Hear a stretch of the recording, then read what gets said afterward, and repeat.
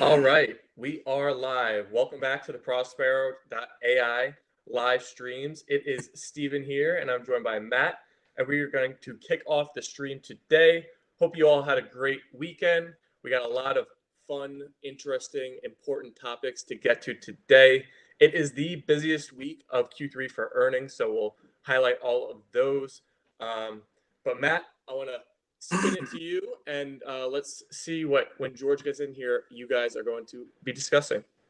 Yeah, man. Hey, first of all, it's good to see you, Steven. I've been gone for a few weeks, been traveling for my job. And so good to be back, man. I read today that somebody quoted that today is historically the most bullish day of the year. I don't know if that's true or not, but if that's the case, hope everybody's making money out there. We're going to discuss two things, George and I, in the newsletter yesterday. George was quoted out of context in a Fortune magazine article. Where the article made it sound like that he was saying that Trump voters are not smart, which I know for a fact that's not what he said. And so whether he was talking about the valuation of DJT, which is kind of Trump stock, and so those are two different things. He's going to clear that up. And then saw an interesting bit of information last week that we ended up putting in the newsletter in the macro section, which I thought was really interesting, that over the last 50 years, the average length of a bull market that goes beyond 2 years, that goes beyond its second birthday, the average length of that bull market is 8 years. And so if that's true, and if that holds true here, then all these people calling for an imminent crash are wrong. Now, obviously, we don't know. Anything can happen. There's a lot of volatility out there, but I was interested to see what George thinks about that. So those are probably the couple things we'll jump into. That's great, and it's interesting to see that. I guess the bigger Prospero gets and the bigger George gets, the more his words are gonna be used everywhere. So I can't wait to hear what he says about that. But that's fascinating stuff. And what I want to get into today, obviously we have all of the earnings this week. I mean, it's trillions of dollars of market cap set to be reported.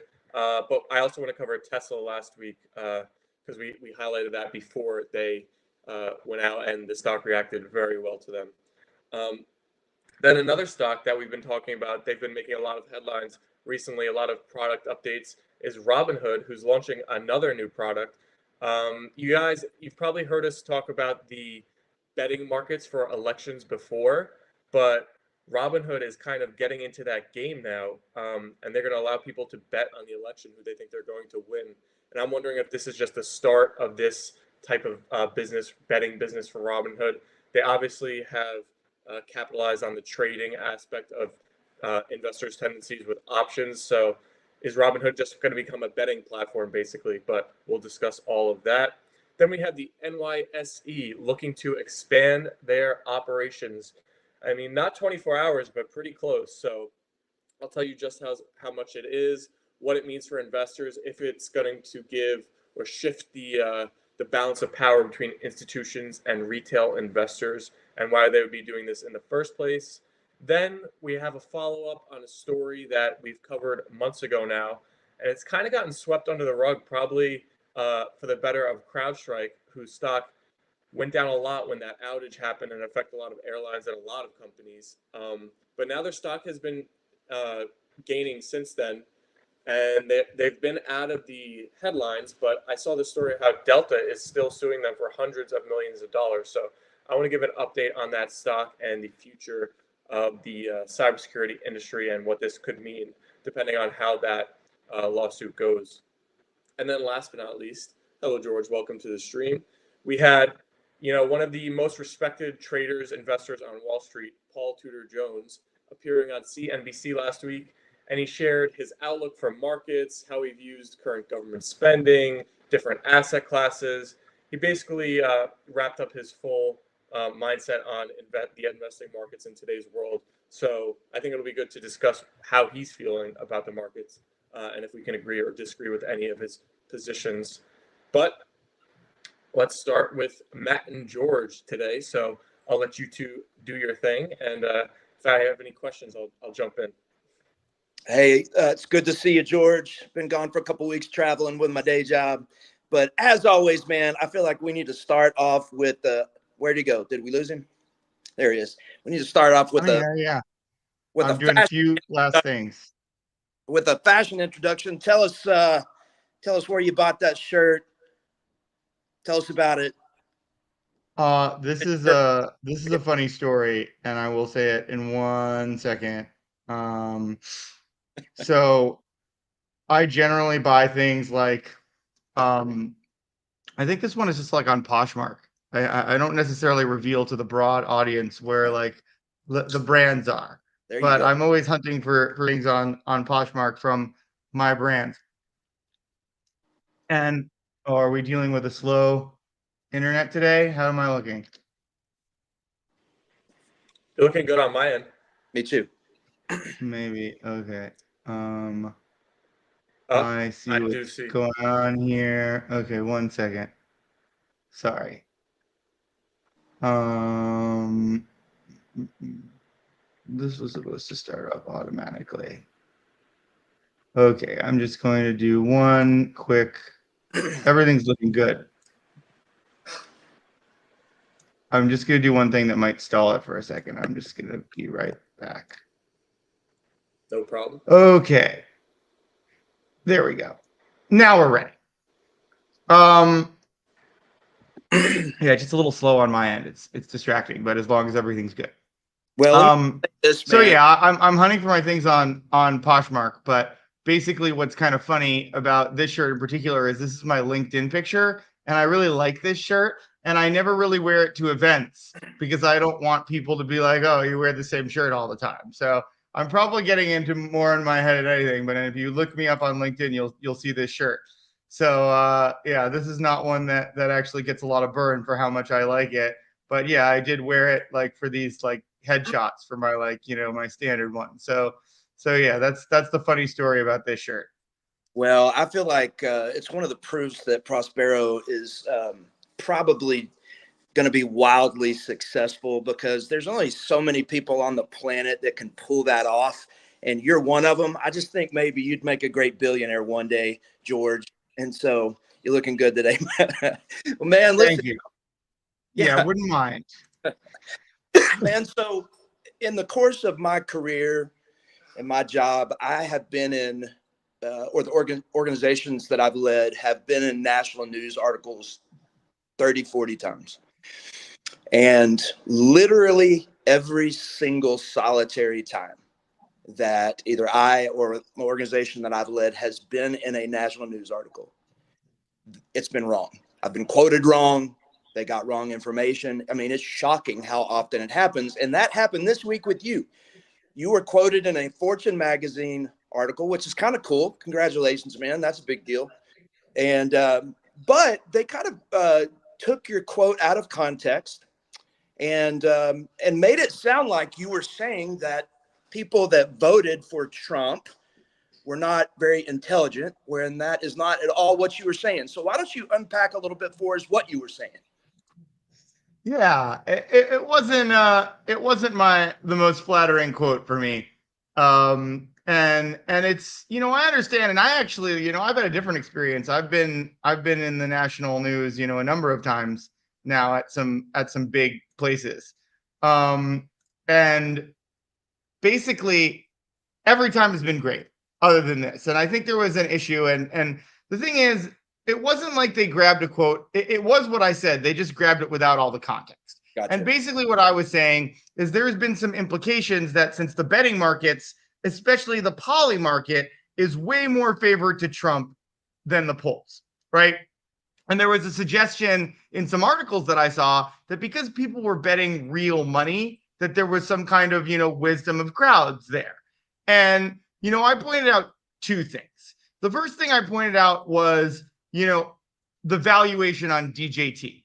And that doesn't seem like a wise valuation given the huge multiple. It closed last Friday over 1,600 times EV to sales. Wow. And if you look at, I've talked about SoundHound AI here in the past. If you look at that EV to sales, you're talking about a much more reasonable 32. And another benchmark I made is Tesla is trading at an even more reasonable relative value of 7 EV to sales. And my big point was, if you're talking about ways to bet on the election, bet on Trump winning, I'm much more comfortable with Tesla. I think you're getting a much more risk reward bet. Elon Musk has aligned himself very closely with Trump now. To me, that just seems like the smart way to do it. And it doesn't seem like just because people are betting money that there's wisdom in that, because that valuation is huge. And if Trump doesn't win on what some polling people, and I'm just saying what some polls say, are calling pretty much a coin flip.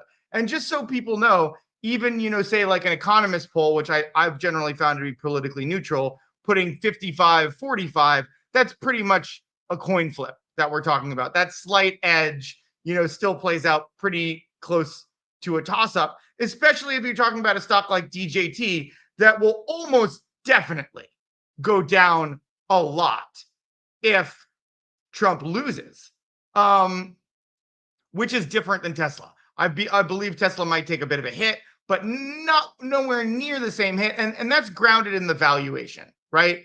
And another point that I brought up is if you look at Polymarket, which is obviously, in crypto, and Kalshi, which is another election betting market, which isn't, there was about a 5-point spread in those bets, right? So if you're talking about, like, again, wisdom of crowds, well, which crowd is right? That's a huge 5% difference in, a crypto market and a regular market betting on the exact same thing. And generally, when you see that big of a what's called a spread in pricing, it actually means there's a lot of uncertainty around the pricing, which is in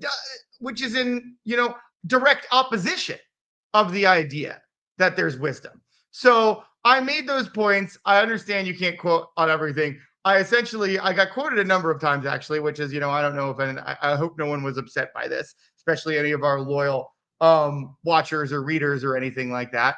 But one of the articles basically quoted me as saying Trump voters were unwise, which I would never say, because I don't believe that. I think everybody's got their own very personal reasons to vote. And if there's one thing I believe very strongly, is that, everybody should have their own reasons, their own vote. That's the American way. And I don't think anybody has a right to make anyone feel bad about their politics. So that's thing one.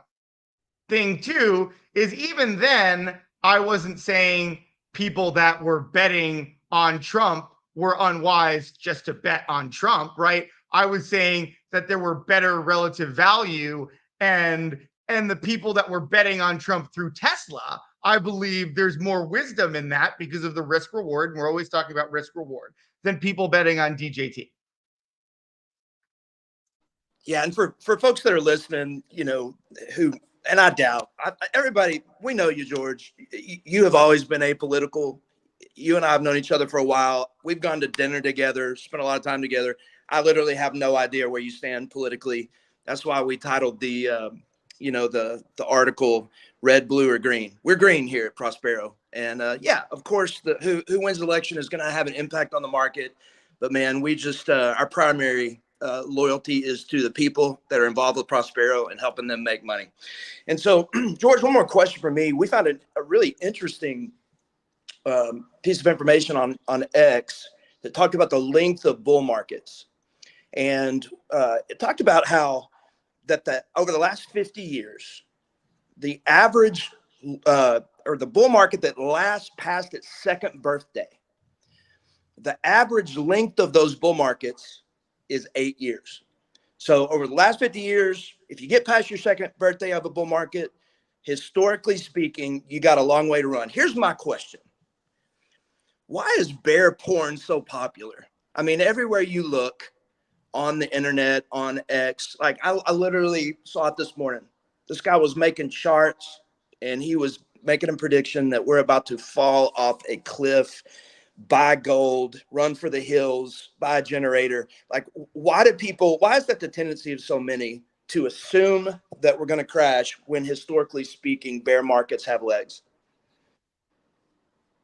So I think the first thing that I always, and I love that you brought up the numbers there, and especially like a stat like that I honestly didn't know, right? But one thing that I often say when people are concerned about the market is that I've seen so many more people regret pulling out of stock because they were worried about a bear market than they have um, staying in and being smart, right? It doesn't mean bear markets never come, but it just means, you know, you don't want to pull out too early when, the fact of the matter is more often than not, stocks go up than they go down. You look at any kind of long chart of the stock market and you'll see that, and you can lose more sitting out than gaining. That doesn't mean being cautious. Obviously, we always advocate being cautious, long, short, hedging, things like that. That's, I think, the smartest way to approach it.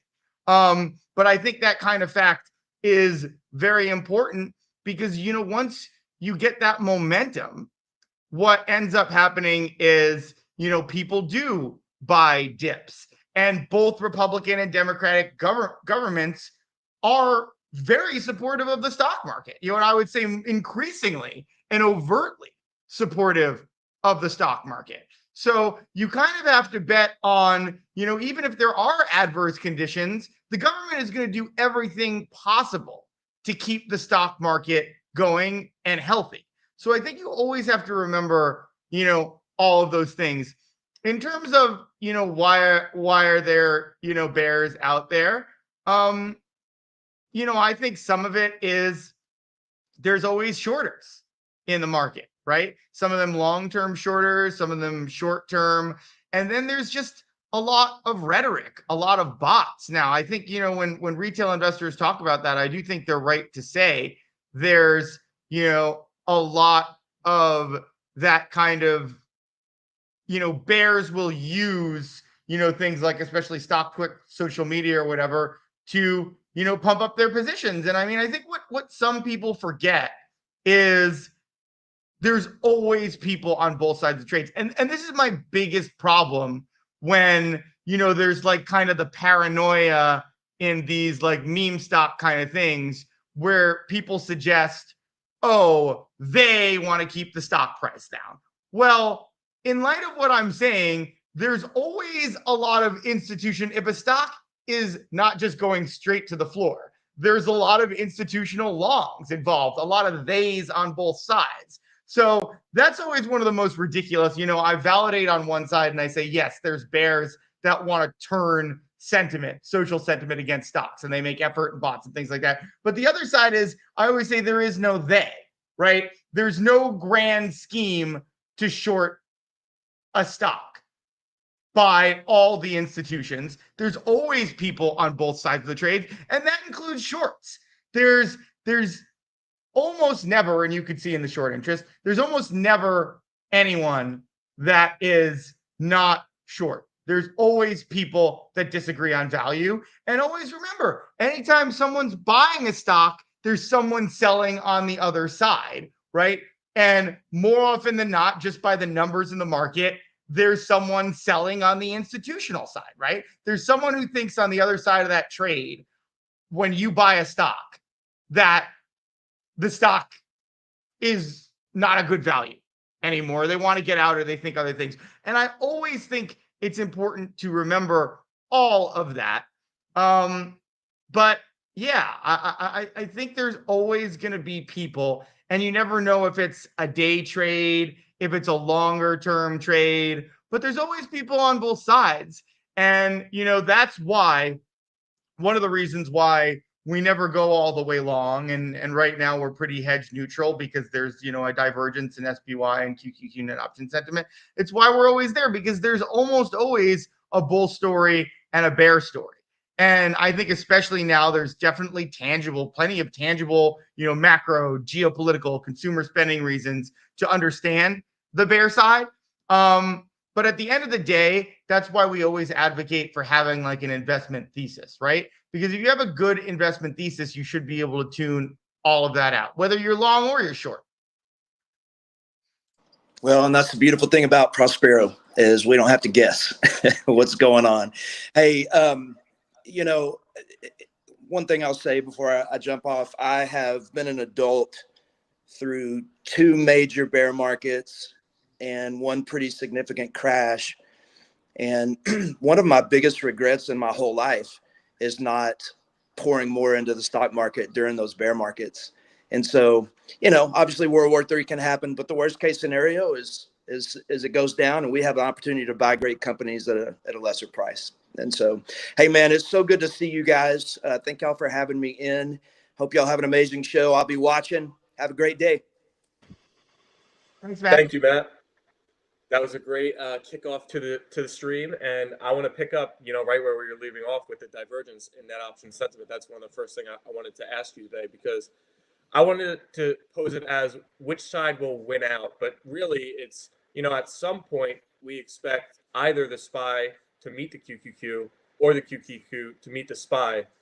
I guess theoretically they could meet right in the middle, and then it's kind of like a wash.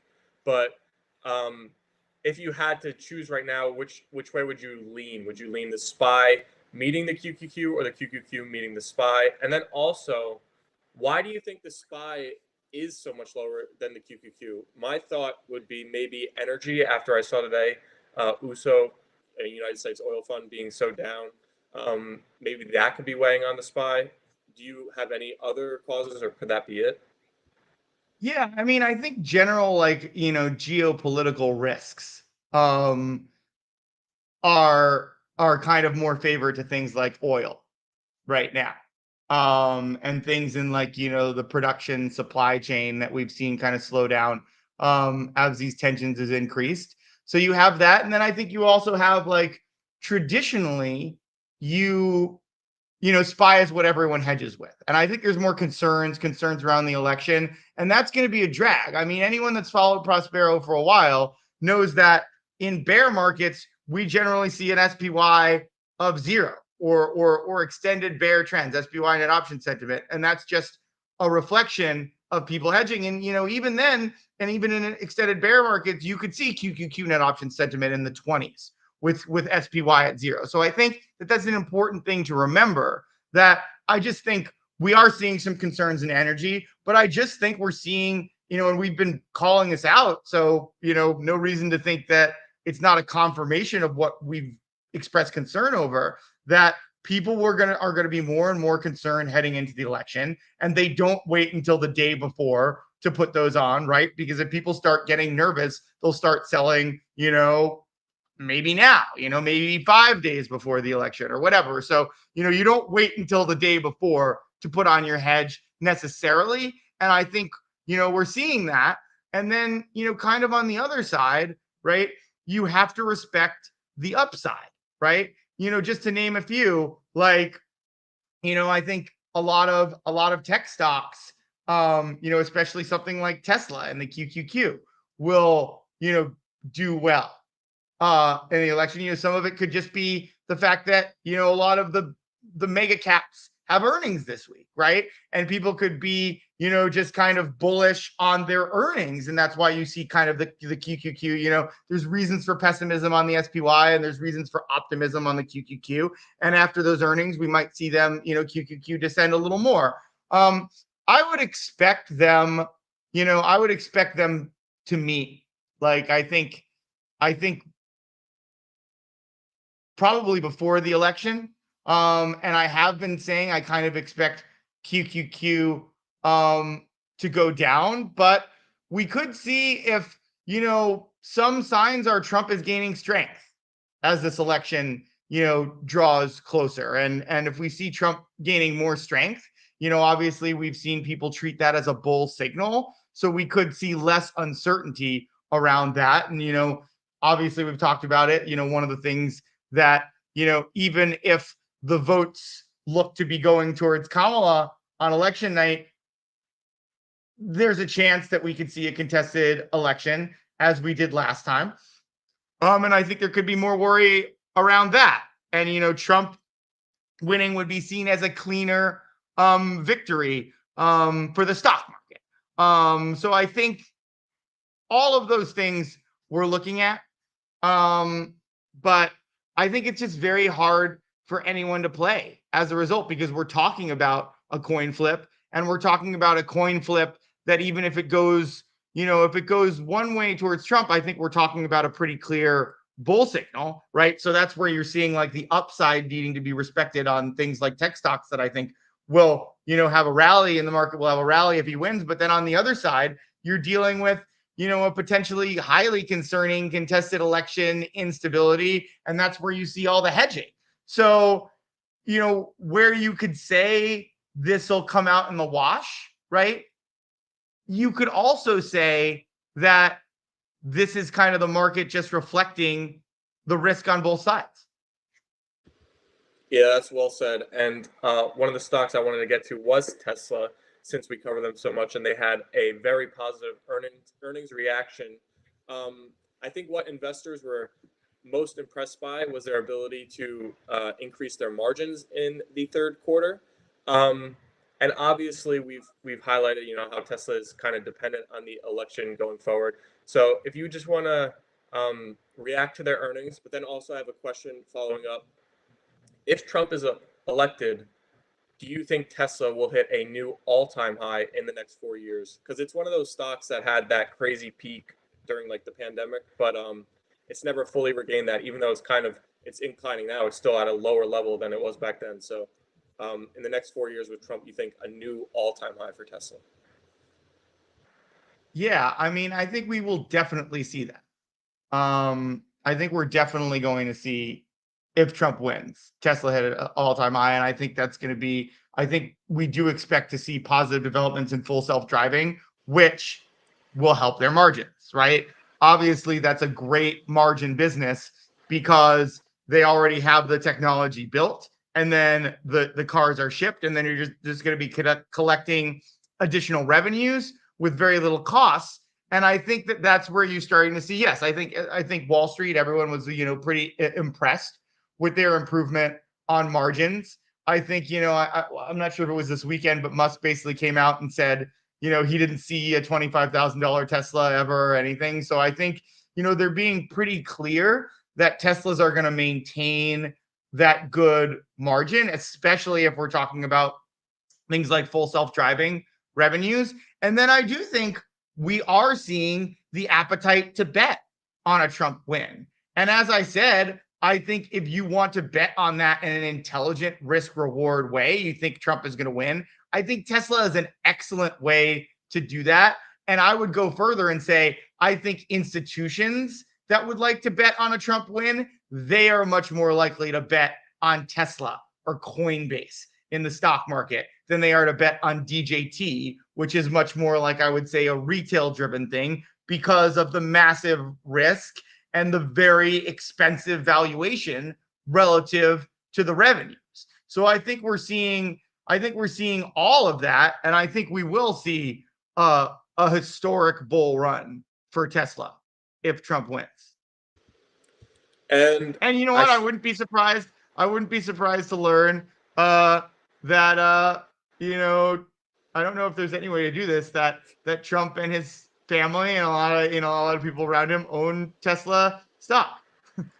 That Twitter account, like Nancy Pelosi tracker, it's going to have to become, Trump family tracker. We'll see if anybody. I don't know how they do that. But that's pretty. I guess Nancy Pelosi has You to have to report it. file. Maybe they don't. Yeah. Yeah, you have to file when you have positions. But that's an important thing to share with everyone. That what was I going to say? That those like 13Fs are generally about 6 weeks behind, right? So if you see that, that could be an old move. Now, Nancy Pelosi is more of like a buy and hold. So you could feel a lot safer, but you should always know that caveat. You could be seeing old data when you see that. Mm-hmm.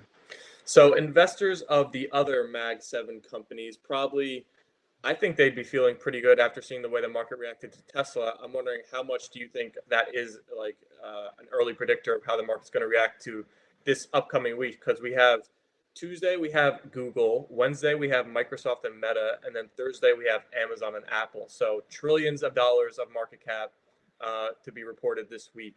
Do you have any expectations for those companies or any things you're looking to really key in on and see from any of those reports? Which one are you going to be watching the most this week? How are your thoughts on that?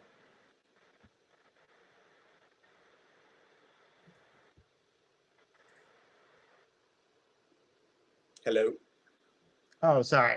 My thing was going slow. I just changed it again. I hope there was nothing on your end. It's been annoying me.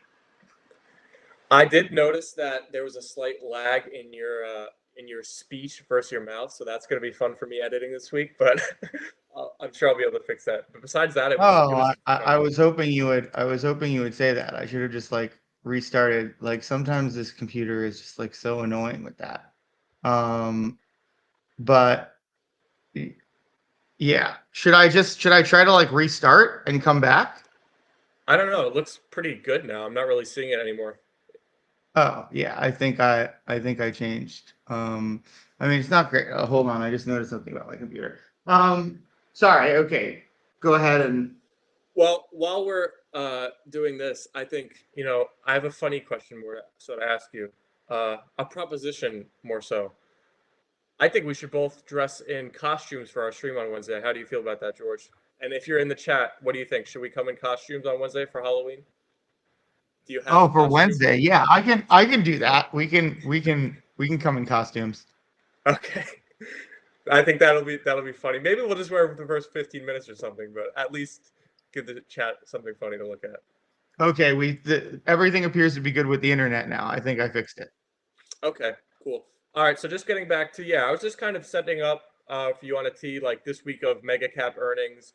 What are you going to be keying in on? Which one are you most excited to see their report? And do you think Tesla being such a positive reaction, would you expect some good reactions from these companies? I mean, I think I'm going to be holding Meta through earnings, and I've been like doing that really. I just think with the election and they're going to be forecasting, I just think their revenues are going to be really good. Um, and it's interesting. It's going to be interesting to see what they're going to forecast on the VR end. You know, I don't know if like their clients using their open source Llama, are going to start to like show the kind of revenues. They've started to roll out their AI business. I think they're like forecasts around that. Like, yeah, I think we own Meta again. It kind of was a little wobbly last week, but it's back in our portfolio this week. So yeah, that's the big one I'm excited to see. Um, and do you think that any of these companies are as impacted by the election as Tesla, or are they kind of I guess since their CEOs haven't fully aligned themselves, maybe they're not really Uh, as reliant on it. I think Nvidia is pretty like that's a pretty big one. Um, just because uh the Trump tariffs. I think if you're looking at like one, where China might retaliate, um, I think, that's one of the things we're obviously importing into China, right? They buy a lot of those chips. So I think whether or not it's even true and whether or not it's worked out, I think if Trump is elected, I think I expect that not to be good for Nvidia. And our next story is even we're still around the election coming up. It's if you're a viewer watching this and all our stories about the election, you're like, oh God, yeah, I'm ready to get past it too. But it's just unfortunate. It's like weighing on every single thing in the market. But this one's a little more lighthearted, where Robinhood is launching presidential election betting contracts, and we covered their last product unveil of Robinhood Legend and what you thought about it, and kind of our overall discussion about Robinhood is always about how they're kind of taking advantage, capitalizing on this trader mentality, their options that they've brought to the public so easily. And now that they're doing election betting contracts, like what's next? Sports betting? Is Robinhood just going to become purely like a betting platform? Yeah, I mean, I think it's pretty interesting. I mean, I don't think they really care.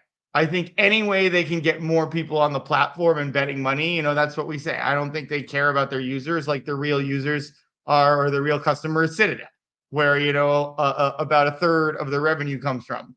Last time I checked, right? And the other thing that you should know about institutions is they have an unlimited appetite for R or arbitrage or anything like that. So like they can front run, it's basically like what casinos do. They make a market around any kind of bet, whether it's elections or whatever. And institutions want to de-risk, right? So what they want to be able to do is, if they see a bunch of people betting on the election in certain ways, they want to take that bet and they want to jump in front of it, or they want to just like see where the market's moving and like clip little gains. And Robinhood's the facilitator of that. And you are the victim of it. Basically, like when you buy something on Robinhood, you are very likely not getting the market price. You're getting the price after whatever institution jumped in front of you and got in front of the momentum. So yeah, and the other thing about institutions is they love like weird securities and plays. Like they would love to have something that securitizes it, or just securitizing is like moving the risk around, bundling risk, moving it around different things, whether it be like sports betting or election or stocks and combinations of. Like when you enter these markets, you might think you have an angle, but the computers, especially as they get more and more sophisticated, have a much better angle than you. And you're just basically putting money in the pockets of institutions when you bet on these things, especially when you're talking about, zero DTE options. The more, risk and leverage, probably the more likely you are to be on the losing end, especially even in terms of analyzing what's going on. So again, I don't know why anyone uses Robinhood. I get that they make things easy, but they're literally trying to rob you. They're literally trying to help institutions get an angle on you. And I promise you, you aren't as smart as you think you are in terms of being able to outsmart institutions. Yeah, and I feel like all of the drivers are getting people to trade more on all of these platforms. And this story that we're getting into now, where the NYSE, New York Stock Exchange, is looking to go 22 hours per day. Right now, they currently operate 16 hours. It seems like another step in that direction where they're just like, make the window longer for people to trade, even like bots and these institutions that have algorithms just running in the background, I guess. Um, it seems like they're just trying to get more activity constantly. So, what do you think of the NYSE or proposing a 22-hour day for the stock market during the week? How do you think it'll affect the balance of power with kind of what we were just talking about? How do I think it will affect the balance of power during the week? I think the more hours you have open, the harder it is for retail to keep up. Like I think it's just, and it becomes easier for them to make money. And like you can even look at them like, well, the markets might be open more, but are the options markets going to be open more? That offers more opportunities for institutions to get mispricing, for computers to get mispricings. And I think, that's just, kind of an extension of what we're talking about. The more complicated and extended the market gets, the bigger the disadvantage for retail investors. And obviously, one of the things that I will say is that it is smart from the perspective of like, we do want more international money coming into our markets. And the more you extend the hours, the easier you make that. But at the same time, I think that it's not necessarily something that's good for people and everyday people, and it just makes it harder. And I feel like in recent years we've kind of have a revolution of people like wanting to get involved in their personal finances more and handle their portfolios themselves. And what you're saying is like the balance of power would shift towards institutions the longer and more complicated the trading day gets. Do you think there's a future Definitely. possibly where like a retail investor basically has no choice? They have to have their money like handled by a fund because they're just going to underperform so much. It's like it's not even worth it to handle it yourself. Um, I think right there, you're kind of, what you're doing is you're essentially giving people, I think, too much credit, but also not enough, right? I think if everybody, like most retail investors I know that like Vanguard and putting their money there is probably going to be the best thing for them long term. But where you're not giving them enough credit, I would say. So there's that known efficiency, yet many people don't, put all their money in passive vehicles that they're like not going to be. But where you're not giving them enough credit is, I think, a lot of people want to learn, right? And I think that's the right way to do it. The right way to learn is practicing investing, practicing research, but where you're not learning is just putting on momentum trades that you see on the internet. And I think too many people are doing that. And that's why, a lot of people lose. So you got to be honing a process to get better. And I think people are always going to want to do that. And that's important.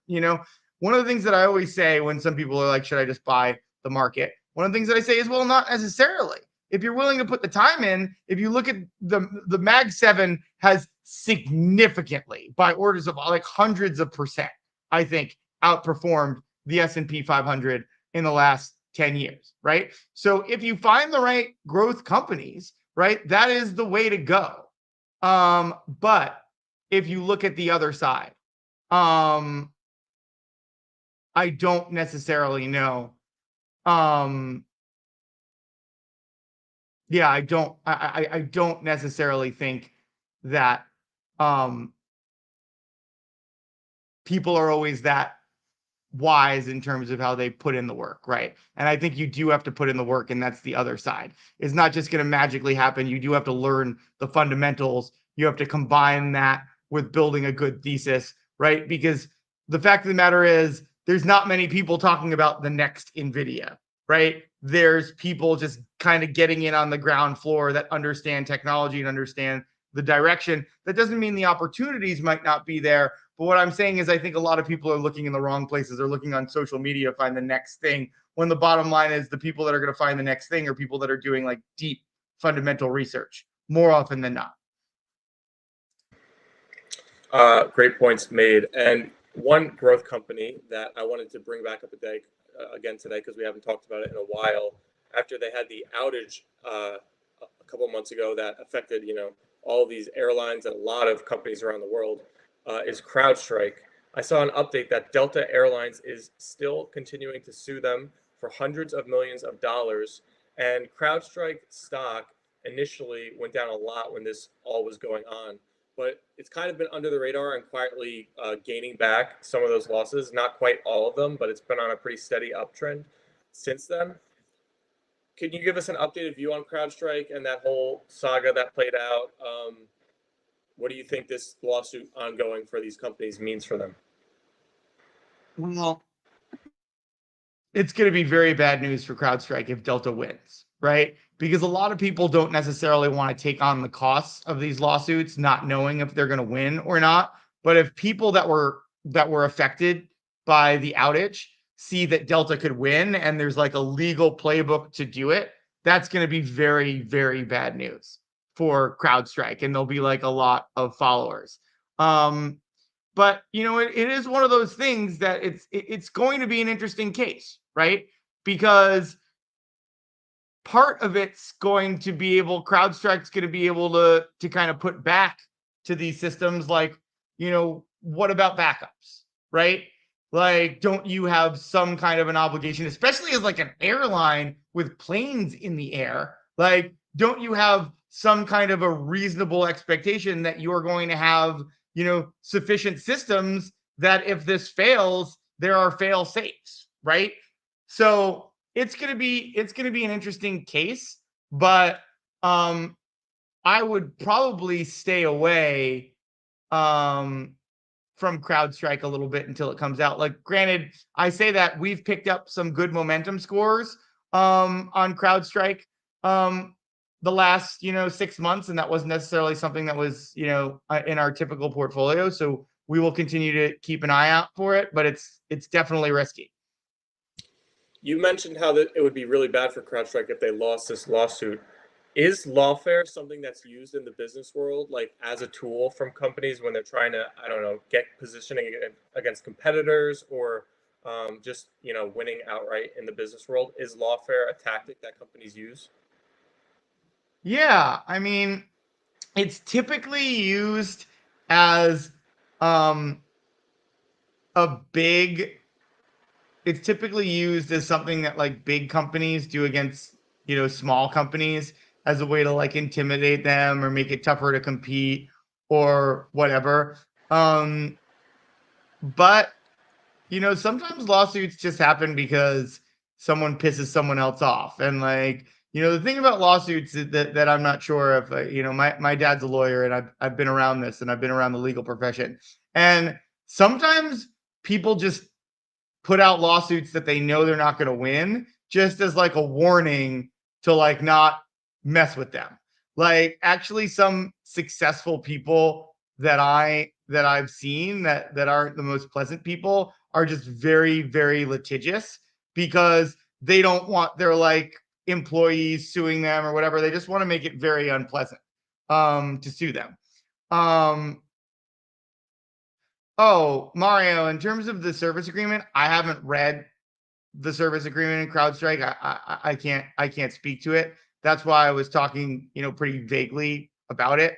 And like, even if you knew a general service agreement for CrowdStrike, we don't necessarily know what they specifically signed with Delta. And a lot of these things, are going, depending on what the industry is, they could be different, right? Because for the reasons we just said, some of what Delta's computing systems have going on is either things like national security, or things like important engineering operations to run critical systems. So yeah, I don't know. I don't think anyone could really speak to that because we don't have the contract in front of us. So last week, one of the people who's probably on the Mount Rushmore of investors for a lot of people, Paul Tudor Jones, appeared on CNBC, and he gave his whole view on everything that's going on in the market and the business world. And he basically said that he believes all roads lead to inflation. Um, One thing to note is that the federal deficit in 2024 was 1.8 trillion, up 8% year over year. So basically, his thesis was that you can't stop the government spending that's currently going on, and there's no way to proceed without inflation occurring from it. Because of that, he said he hated fixed income, and I was a little confused by that. Does that mean bonds and like the 10-year bond and like 5-year bonds and all those? And if he doesn't like them, what does that mean? He thinks yields will go up from them? Well, fixed income is very broad, right? It generally means there's generally like two broad sides of investments, and equities and fixed income. Like in banks, those are things. But fixed income just really means that it's not it's got a base security, right? Whether it be an interest rate, or even um uh looking at like a mortgage-backed security. There's different like tranches and returns, but it's all spelt out in like this thing, a PSA, like a master service agreement. Um and then there's nuance, right? We talk about how if you look at, what is it? If you look at Silicon Valley Bank, right? One of the things that brought them down was they had fixed rate, fixed income securities, right? So when rates moved, they were much more, vulnerable to that. You could also have variable rate fixed income instruments that aren't as dangerous in inflationary environments, because they're going to move with the rates. And if rates go up, the payouts and the structure will change as well. But I would agree that, especially if you're talking about fixed rate instruments at fixed interest rates, those are very dangerous, especially if inflation is going to, go off the rails. And yeah, I think something like QQQ could be a good inflation hedge, um, just because it should outpace inflation the way tech is growing and the way we're seeing the AI markets really do well. Yeah, that's something that he mentioned that caught some people by surprise because typically, we covered on the stream last week how gold prices have been soaring. Investors have kind of looked outside of stocks to get inflation hedges like gold. But now he's saying that the QQQ and the NASDAQ and the stocks within it directly are seen by young investors, he said specifically as inflation hedges. He also mentioned how he likes Bitcoin, gold, but he emphasized an under owned nature of commodities. And I remember we were talking about, I think, rare earth metals you liked a lot earlier this year. Yeah.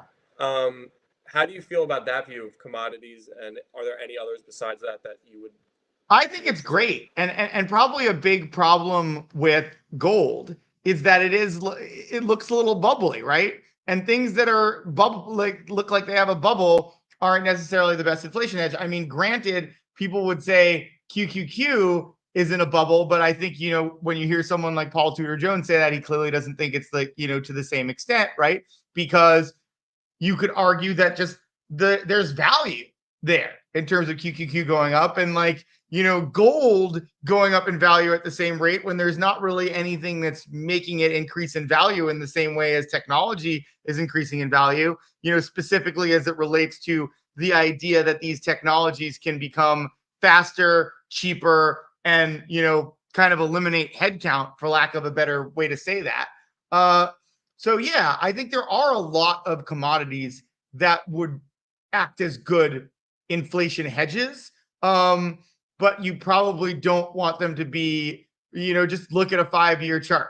And if you see them, if they don't look like gold, if there's more reasonable like ups and downs, then you're probably finding yourself in a more reasonable inflation hedge. And we've had over 1,200 viewers in the stream today. So thank you all so much for tuning in. I hope you liked the content so far. Good to see people chatting in the comments. Like the video if you found today's stories useful so far. One last story I want to talk about before we do our switch over, and if we don't get any questions in the comments. We had that China, like all of the China stocks rallied. I believe it was earlier this month, but a lot of them have declined, and they've almost given back all the gains, peak to trough. In my scans of the short-term bull list on Prospero, I've seen BABA up there a few times. I'm wondering, is there any interest from you in playing a part two in this thesis? And my thought process behind it is that people say don't fight the Fed all the time in the U.S. And when you have the Chinese government, that's obviously, I think, even more impactful and in control of what happens within the country. When they're saying they're going to support the markets, how could you fight that? Is my thought. But how do you feel about that? Sorry, can you just repeat that one time? Yeah. So Just the summary. with the Chinese government coming out and supporting the market, and then how the stocks have declined since that first round of gains, would you be interested in playing a part two? I've seen BABA in the Prospero list a few times, like with good signals. Yeah, I mean, I think when you talk, like, I think there's a lot of, especially when we're talking about the election, right? I think we're talking about a lot of legitimate concern in terms of like the tariffs, right? So I think that that's a big issue that we're looking at, and um, I'm not really sure it's going to clear up, right? Because I think we have seen the government showing a willingness to do that, right? But then we've also seen um, to support the stock market, but we also see very real problems with the Chinese like economy, very high unemployment, and then you might throw in that these tariffs could actually really hurt especially their production sector further, and that would create like a lot of issues. So yeah, especially for something like Alibaba, I think that's a big concern, or PDD, or some of these that are kind of like surviving on producing cheaper goods. Yeah, I'd say it's a definite concern, and something that we could think about playing in the short term if the momentum scores are there. But there's macro risks there. And there were all these predictions, I think Ray Dalio specifically, about how the Chinese economy and markets were going to, fly by the U.S. Is that story looking like it's not going to play out maybe as quickly or at all as people were saying just a few years ago with, like you were saying, the high unemployment in China and the strength we're seeing in America? Um, yeah, I mean, I don't really. I just think it's very hard to know what's going to happen, and when you look at those serious macro concerns, right? So I just don't think I just think overall it's too risky, and it's risky for another reason that we've talked about in the past, where it's just like the Chinese economy is very controlled, right? So we don't even know what data we're getting. So even if I could say like, even if I could put through like a very like logical long-term value case, it wouldn't be like necessarily a real long-term value case because we don't know what the real numbers are. So no long-term holds there, just kind of short momentum plays, if anything at all, it sounds like. Absolutely.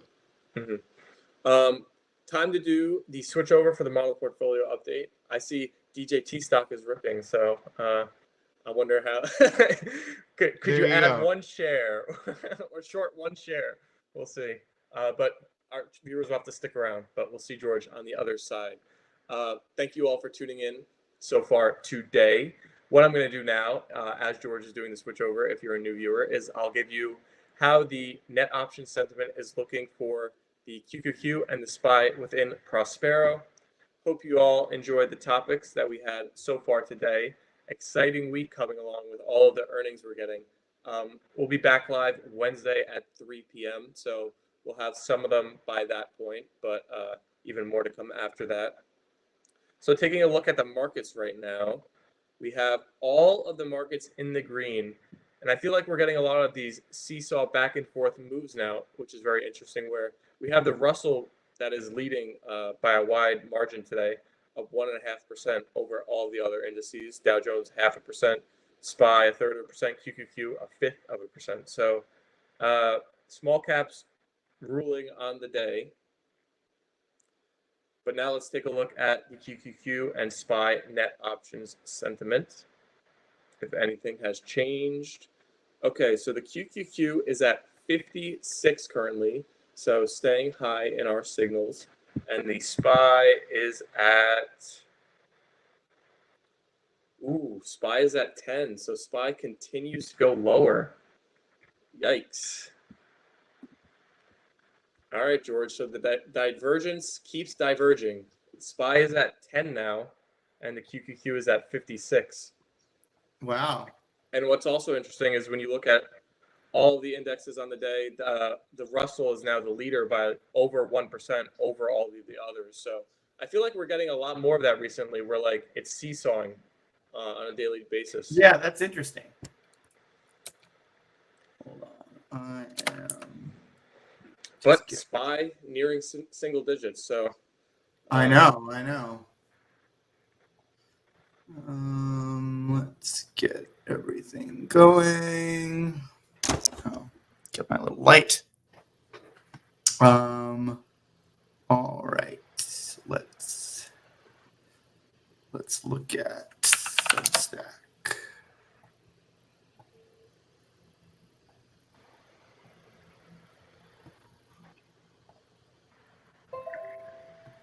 I think it's looking like we swung a little too far in the wrong direction.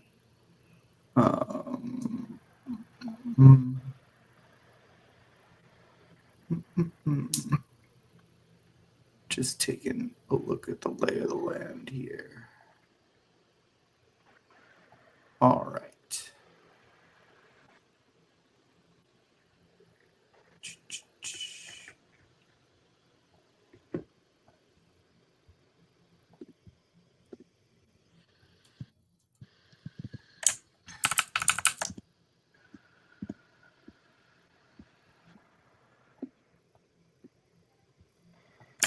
All right. Almost everything set up. We gotta get this.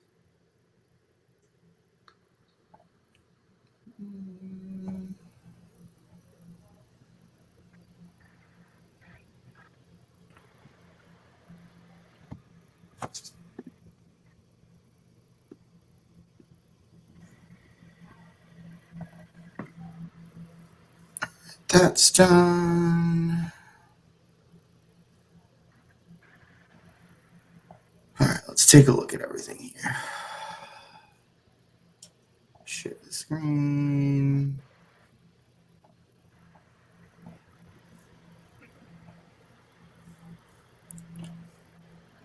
All right. You said 55 and 10? 56 and 10.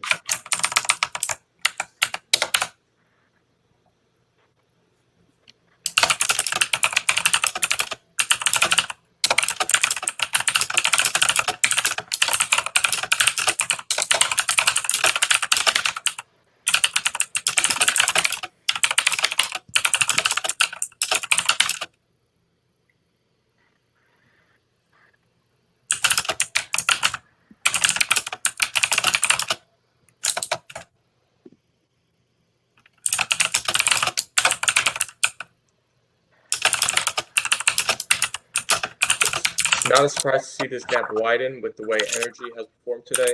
Nonetheless, we have to keep our eye on this trend and potentially flip more bearish if we see SPY get lower, just to insulate us from downside.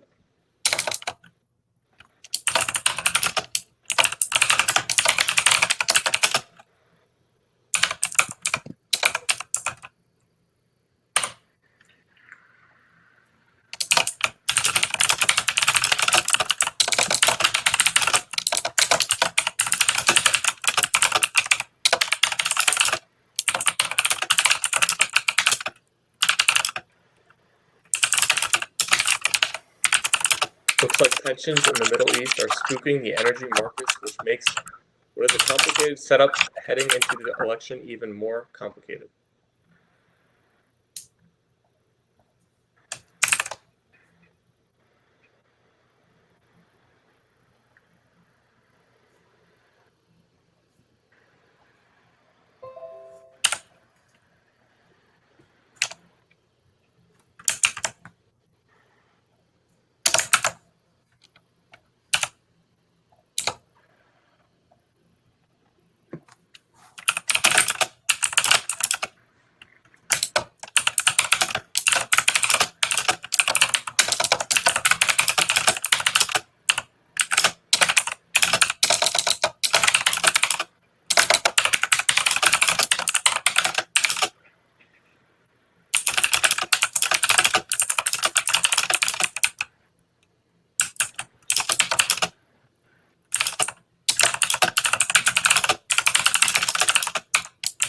Every sector is green except for energy, so it's a bit of a hard market to play.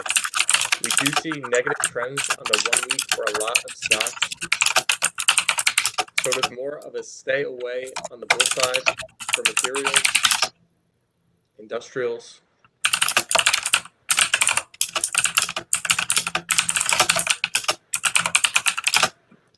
and healthcare than any clear bull targets.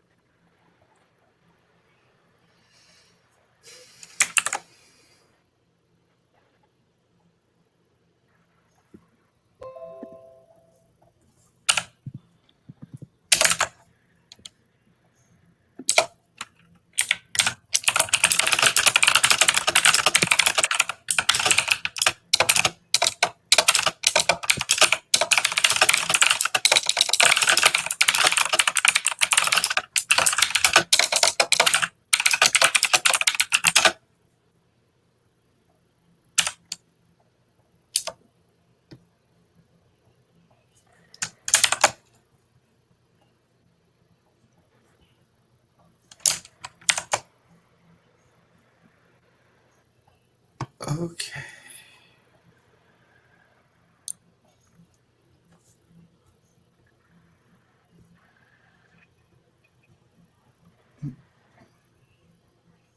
I feel that going.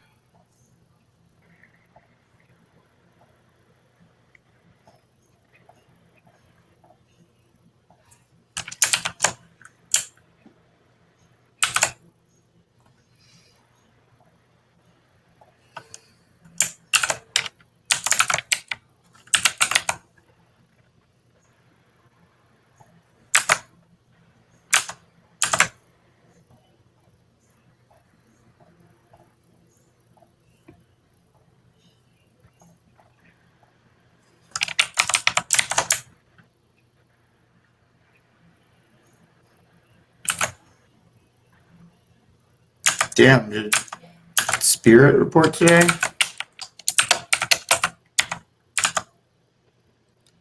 That's what's sending us in the wrong direction.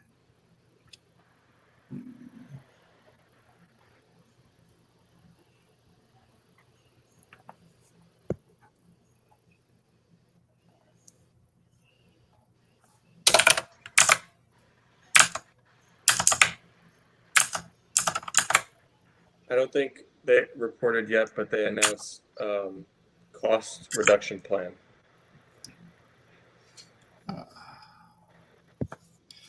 That's what's getting us. Their stock is $2.93, and they're expected to lose $2.28 this quarter. That can't be good. I mean, it's not great for our position.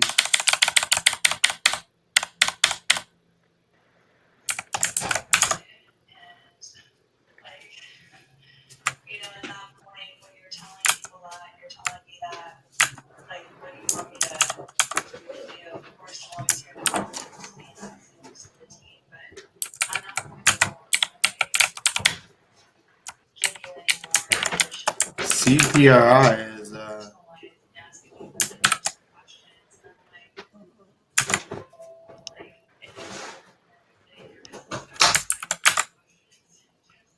okay. Let's see. I think we got some good small cap choices here, but we didn't want to do industrials, but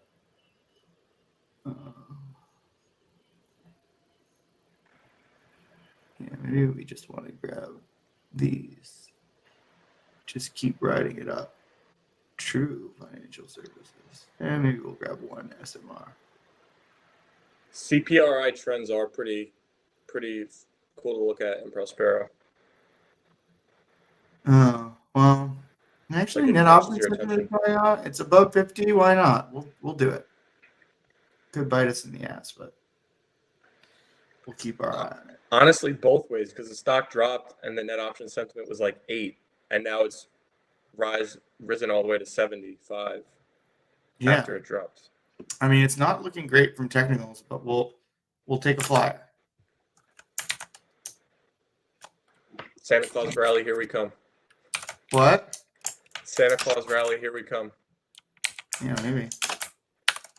Ooh, we did want a real estate. What's the first? Oh, yes.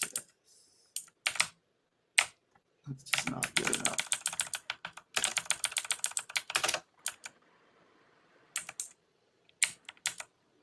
Oh, where's TLR? Is TLR there? All right, we'll take TLR too.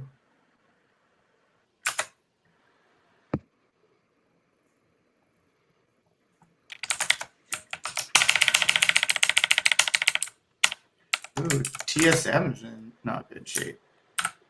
Oh, that's interesting. I wonder what LMG is doing so far down. Kind of some interesting names on here.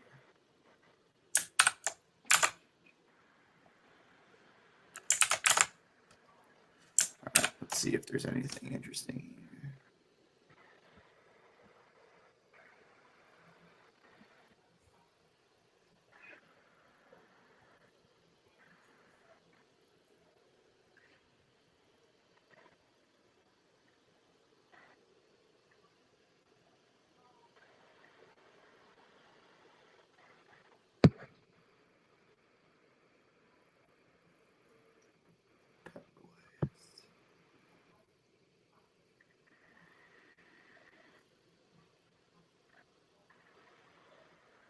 That's interesting. All right, I think that's good.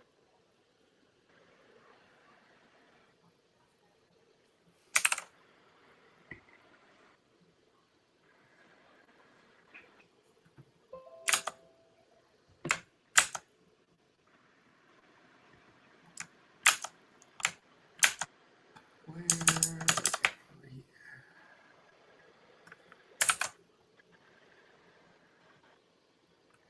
I don't remember if I did this. I think this is already.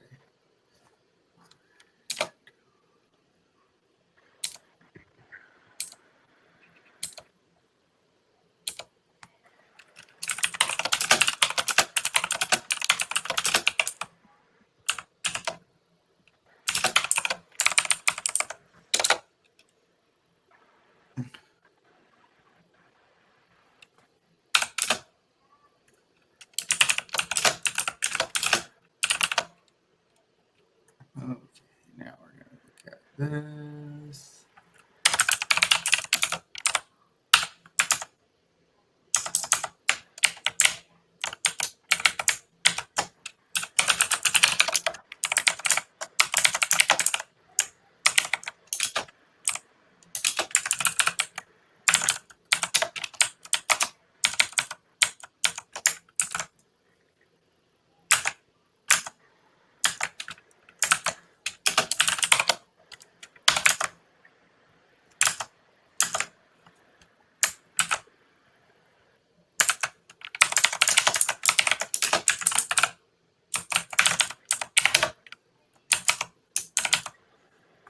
That's interesting, Mara being lower there.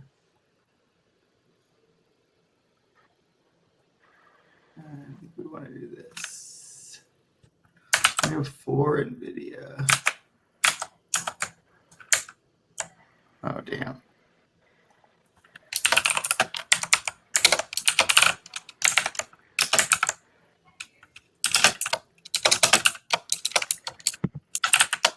All right. I think we have all that ready to go. All right. I think that is everything. Any questions? Let's see. Let me zoom out. No questions. Mario followed up on CrowdStrike. He thinks he'll be okay with this Delta lawsuit. But besides that, nothing.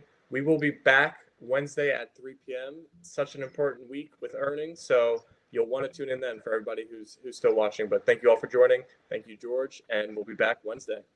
Thanks a lot. Bye, everyone.